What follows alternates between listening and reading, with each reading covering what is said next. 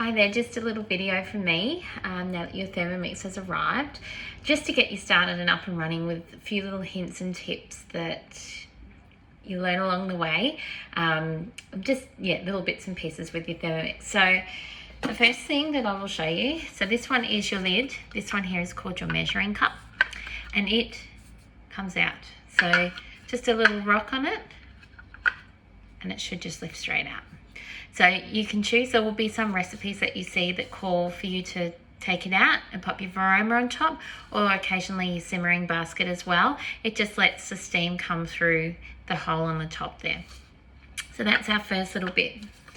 The next thing I'll show you is removing your base. So your Thermomix bowl can go in your dishwasher, but often you will need to pull it apart, which will help to clean under the blades. So you can see that there is a little symbol here. So you're going to twist the bottom part, you can see the little line here, toward that symbol, and that will release the base of the bowl.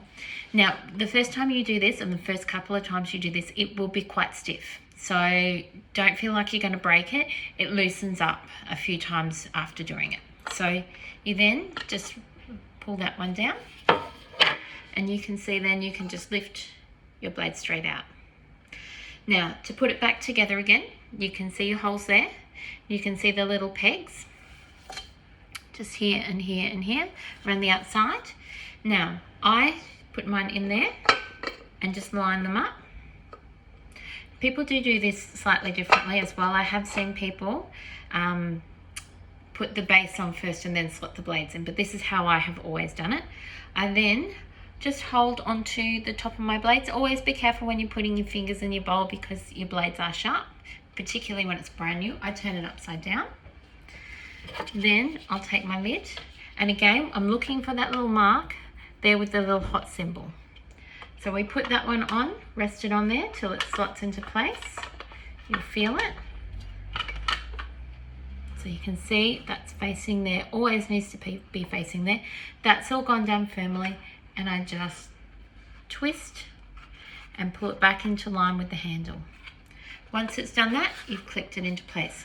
Now this here is a little safety mechanism which prevents you from putting your bowl on your carriage without the base on it, because in previous models what has happened is people have put it inadvertently on there, not put together, put stuff in their bowl and flooded their machine. So that is the safety mechanism for that one. Alright, so that just takes a little bit of practice. My little trick when you're popping it in your dishwasher, turn your bowl upside down, and you can see this here is built especially for this. So I will often just slot my blades in there, and that's how mine goes in my dishwasher to wash. The other thing that you can do, I don't always wash my base because obviously it does not get dirty, but occasionally I will. Your blades will also sit perfectly in there as well, for just somewhere to hold it while it's in the dishwasher. So let's put that one back together, and I'll show you how to insert your butterfly whisk. Now the thing with your butterfly whisk, your butterfly whisk is going to be for whipping, predominantly whipping, so whipping egg whites, whipping cream, making butter.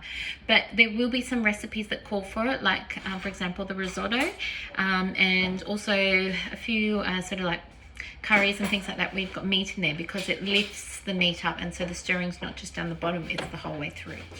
So you'll see when you've got your blades in there, you have got a high blade and you've also got a low blade. So these two high blades are opposite one another. I'm not sure if you can see that. Now when you insert your butterfly whisk, you are looking for the blunt side of those high blades.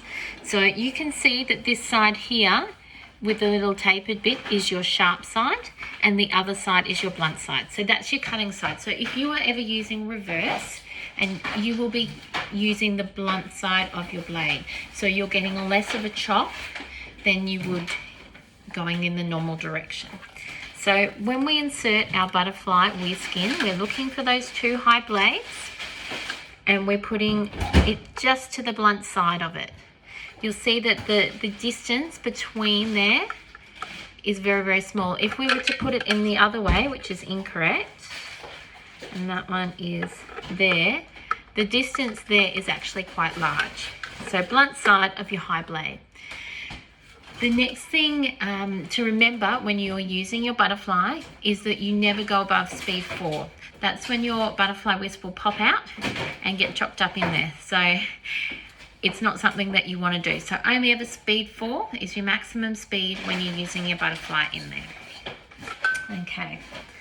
So the next thing to show you guys is your simmering basket. So your simmering basket has got your lid. That's your maximum capacity. It stops you from overfilling it.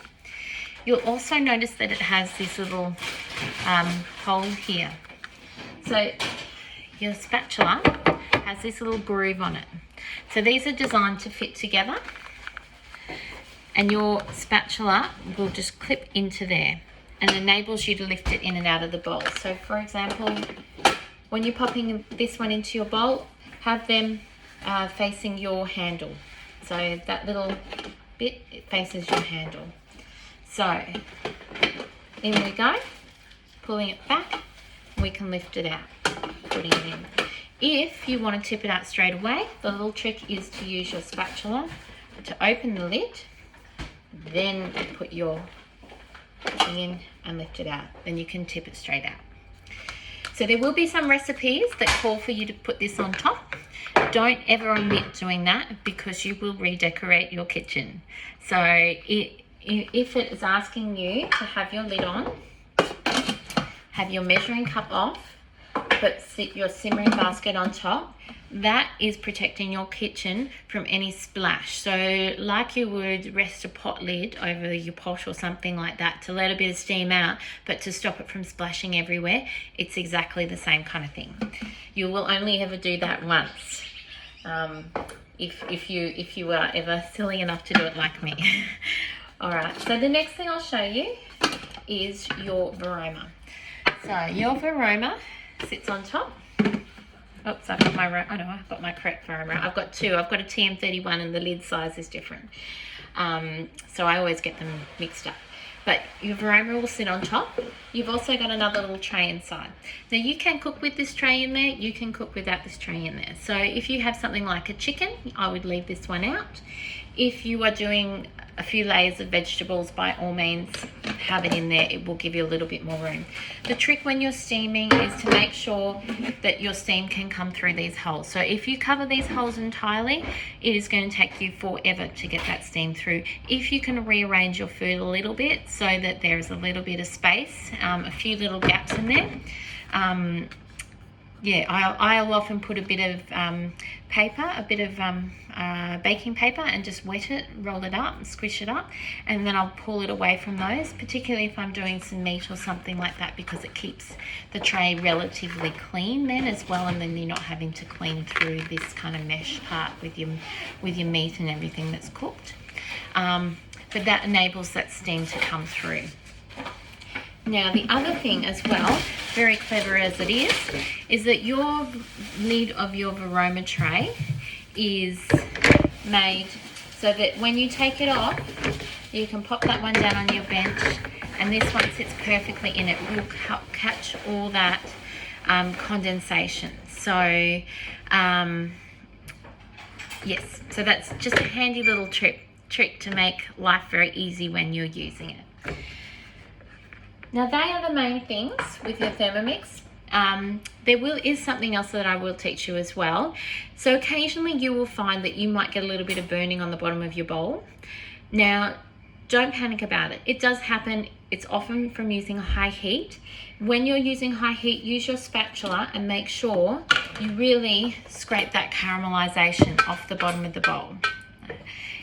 If you don't, or occasionally it's happened with custard or something like that with me as well, don't panic. What you need is a tablespoon of citric acid or lemon juice or vinegar. They all work quite well.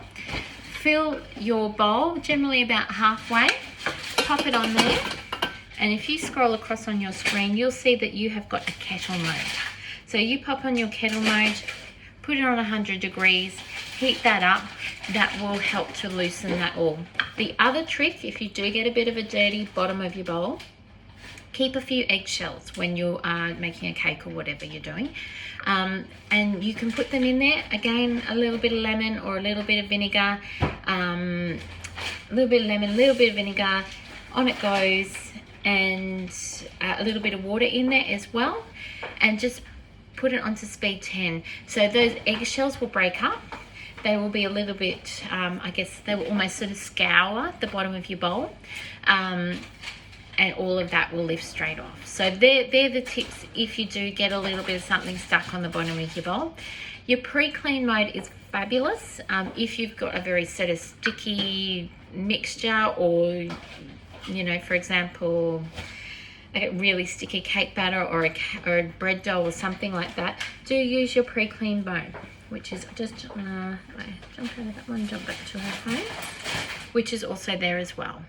Half fill your bowl, little dash of detergent, lid on, pre-clean. It will be virtually clean. You will still need to do your lid a little bit, but fabulous. And fabulous is a little thing to do before you pop your bowl in the dishwasher as well. So they are the main things with your Thermomix.